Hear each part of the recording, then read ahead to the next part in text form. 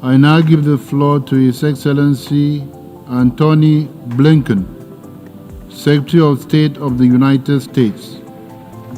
Good afternoon. At this summit, Secretary General Guterres and many world leaders have argued powerfully that to fulfill the crucial purpose of the United Nations, we urgently need support, reform, and revitalization. The United States fully agrees. That's why we joined fellow member states in shaping and committing to a broad range of priorities in the Pact for the Future.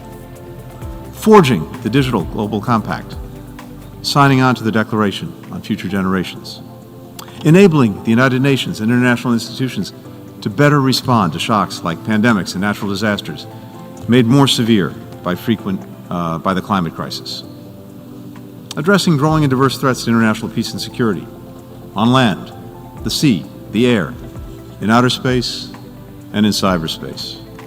Ensuring that universal human rights are respected equally online and offline. Empowering women and girls across the UN's efforts. Reforming the UN Security Council to better represent the developing world and, more broadly, the world as it is today. The United States believes that this should include 2 permanent seats for Africa, 1 rotating seat for small island developing states, permanent representation for Latin America and the Caribbean, in addition to the permanent seats for countries we've long endorsed, Germany, Japan, India. The United States supports starting negotiations on Council reforms immediately. The Pact for the Future does not include every priority, every reform that we believe the UN needs, but it is a significant step towards strengthening and evolving this institution that every member state should get behind and work to achieve. We're also pursuing reforms in other international institutions, as well as in our own country, that advance the bold goals and the aspirations of many member states, particularly those we've heard directly from developing countries. We strongly supported the African Union joining the G20 so that African voices are better represented in that group. We're leading efforts to strengthen the ability of multilateral development banks to deliver on the Sustainable Development Goals. We're making the biggest investments of any country ever to accelerate the transition to clean energy at home while dedicating billions to help people in developing countries adapt to and manage the impacts of the climate crisis. And as the world's leading humanitarian donor, we are forging new partnerships across public and private sectors to meet what are unprecedented needs around the world. These are important steps, but more must be done because simply preserving the status quo is not an option. The United States is committed to adapting the UN system to reflect this world of today and tomorrow, not the one that existed in 1945. But we are, and we will, remain resolutely opposed to revisionism.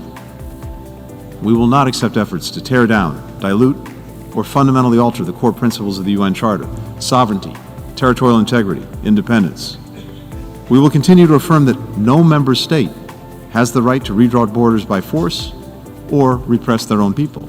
We'll continue to oppose the idea that nations can assert spheres of influence or dictate who other countries ally or partner with. We will push back fiercely against attempts to undermine the Universal Declaration of Human Rights and related international human rights treaties. It's one thing to revitalize, to reform, to adapt the organization to meet the challenges of the future. It's quite another to try to change its core purpose and principles that are essential to avoiding repeating horrors of the past. In this Pact for the Future, reform has pride of place, revisionism should have no place at all. At a time of great testing for the multilateral system, that's an accomplishment we can and we must build on in the years to come. The United States is committed to this collective effort. We know that we're stronger, we're better off, we're more effective when we're all working together in common purpose. This is what the world needs in this moment, and it needs a strong multilateral system if it is going to meet the goals and aspirations of the people that we all represent. Thank you very much.